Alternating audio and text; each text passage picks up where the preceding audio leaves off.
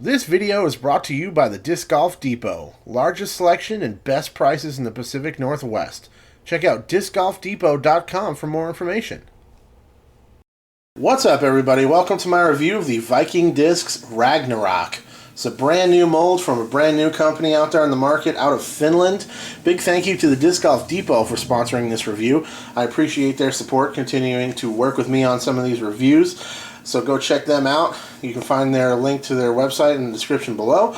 And also, if you guys are interested in any of the Viking Discs molds, they have other molds and other plastic types available at the shop. So either go in person if you're in the Portland area, or give them a call and they can pack them up, ship them out to you. So I was happy to test and check out some new plastic from a new company. Jerry from the Depot actually, was wondering if I would be interested in checking this one out.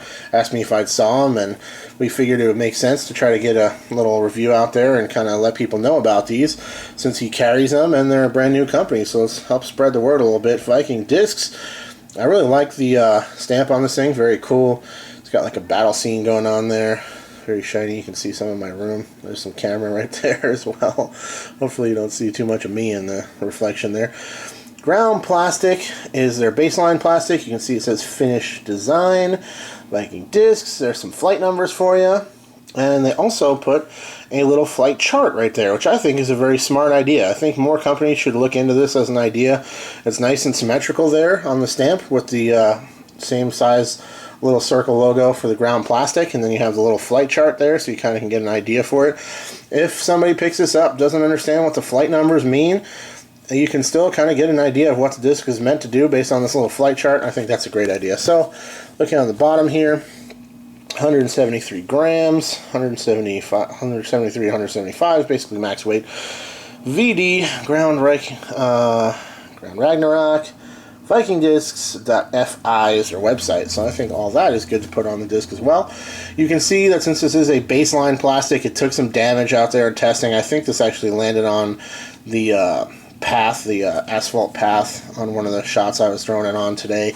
But that's going to happen with any baseline plastic. The good news is it feels really nice. It's got a really great grip to it. A little give under the thumb, but it's not exactly terribly like soft, really. It's got a nice soft feel on the flight plate, but the whole disc maintains a pretty rigid feel. Feels good in the hand. Nice grippy baseline plastic, and I'm generally a fan of the baseline plastics. I know they beat up faster, but I like the way they feel. They're great for when it gets wet, rainy rounds and that sort of thing. And also for you to check out a mold and see what you think of it without having to spend top dollar for premium plastic. You can get a feel for how this thing flies if you really like it. Maybe go check out something in the more premium plastics. Pretty flat across the top. It's got a little down there. It's got a nice rounded front edge. Very comfortable in the hand. And you can actually hopefully see it's got a little bit of like an upsweep here on the underside of the rim. Very comfortable feeling disc in the hand. I dig it, and I like the ground plastic for sure. They have a couple other plastic types and also a number of other molds available, and I'm sure you can find all the information for that at the website that I just showed you on the bottom of the disc. So let's talk about the flight of this thing. Pretty point and shoot. It has a little bit of flip up and go to it, but nothing too crazy.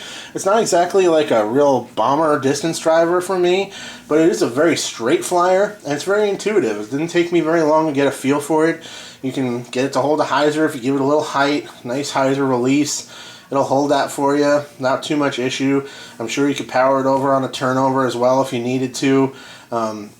For kind of average arm speeds, I think this is just going to be a very straight flying disc.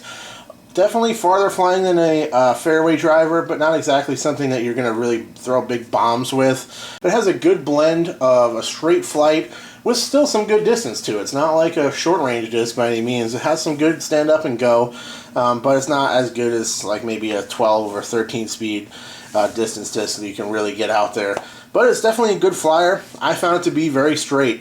I would throw it down on a little hyzer, it would stand up and go. I threw a couple of shots during its first field testing session, just dead straight start to finish. So it's kind of a nice line holding disc, pretty neutral in flight overall. Doesn't have a ton of fade at the end of the flight either.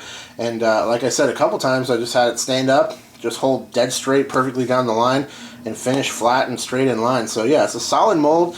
comfortable feel in the hand, and it's a very kind of intuitive point and shoot versatile driver. So I definitely recommend checking out the Viking discs and take a look at some of the stuff they have on the market.